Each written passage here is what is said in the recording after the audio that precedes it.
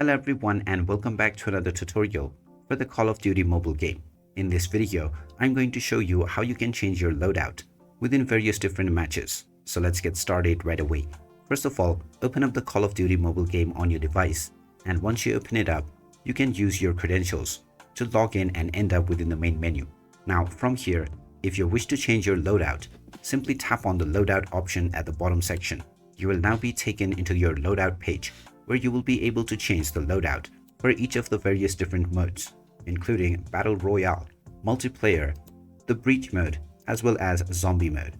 Just choose the appropriate option or game mode that you wish to modify your loadout on.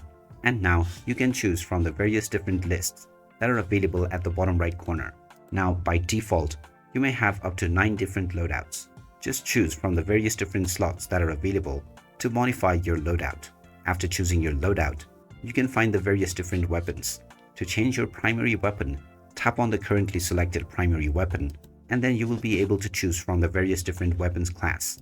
After choosing your desired weapon, you can tap on Quick Equip, and this will now be equipped to your chosen slot right away. You can also do the same with your secondary weapon, and then choose from the list of options that are available.